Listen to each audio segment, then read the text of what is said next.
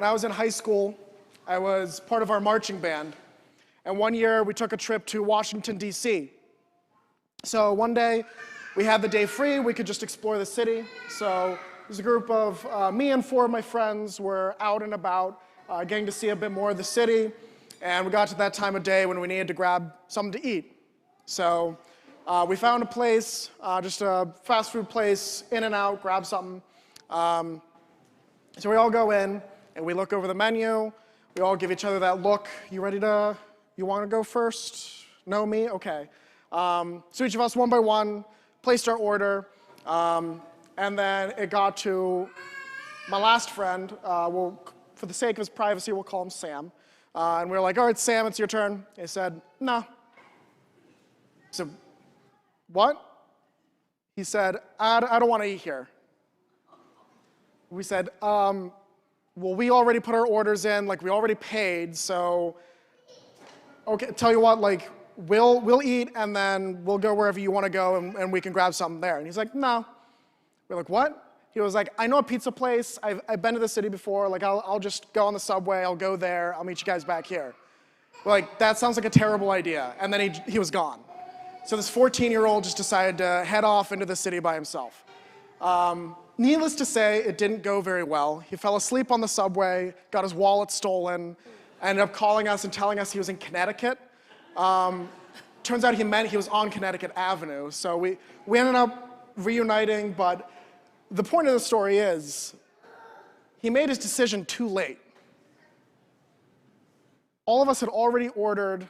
The time for deciding, are we eating here or somewhere else, was long past. We all make decisions in our lives every day, and sometimes these questions are posed to us, these decisions, and what we decide to do is to wait. And this can be a very good idea. We can look at the problem from a new angle, we can ask for help, we can pray about it, or we can just kind of see if it'll resolve itself, and this can be a really good idea. But every decision has an expiration date.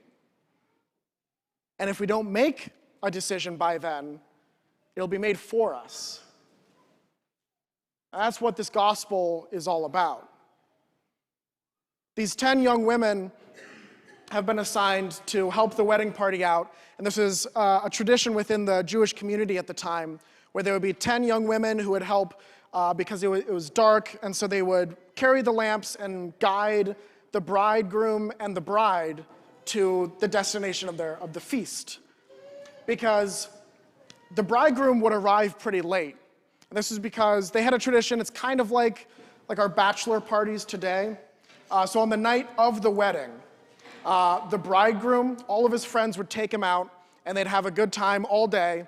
And it was kind of like a game that they'd play, where all of his friends would try to keep him out for as long as possible, offer him another glass of wine, offer him, another whatever. And he would have to almost fight his way to get to his bride. And so he would have to get that experience of wanting to be with his wife. And so it wasn't unusual for the bridegroom to arrive pretty late. And so these virgins, they had the opportunity to make that decision, do I get extra oil, or do I just risk it and use what I have? And the deadline for that decision was not even when the bridegroom arrived, because we see by then it was too late.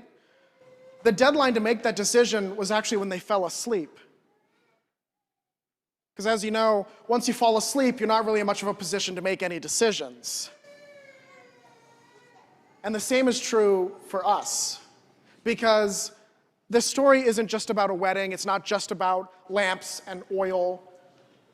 The bridegroom arriving is Christ, his second coming, when he will come to claim his bride, the church.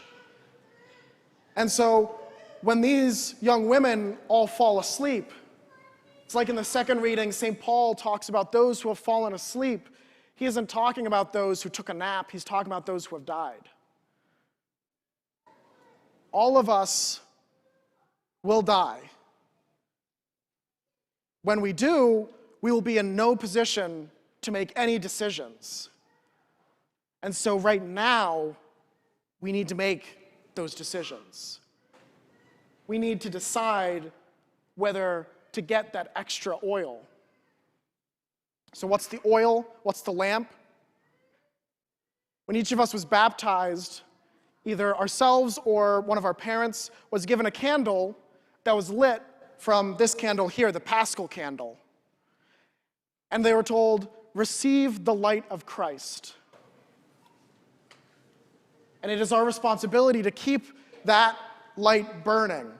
Not that one candle, obviously, but the light within ourselves. At baptism, the life of Christ was placed into us, and the light of Christ was let to burn, to expel the darkness of sin from our lives. And so we must keep that light burning. And that's why the Paschal candle is not only used at baptisms, but actually at funerals as well. It is lit and it is placed next to the body to show the importance of keeping this light of Christ all the way through our lives. And if we don't keep this light burning, we won't be accepted into the wedding feast of heaven. But there's good news. Because all we have to do to keep this light burning, all we have to do to get this oil is to ask for it. Not from one another, as was shown by the 5 foolish and the 5 wise virgins. We can't just trade this oil back and forth amongst ourselves. We only have enough for ourselves. But if we ask the right person, then we can have it. In our first reading, wisdom is searching for us. Wisdom wants to be found. And this is a new idea in the ancient world. The ancients believed that wisdom was something you had to find, you had to chase her down, and you had to almost capture her because she's elusive and she's tricky. It's hard to be wise. But we recognize that wisdom is actually Jesus himself. He is wisdom. And he is looking for us. And if we ask for wisdom, we will receive it. And we can receive that fuel for that fire. Because if we ever wonder whether Christ will give us what we need to keep this light ablaze, then just remember how far Jesus is willing to go, how much he's willing to give. He is eager to be with us if we just ask.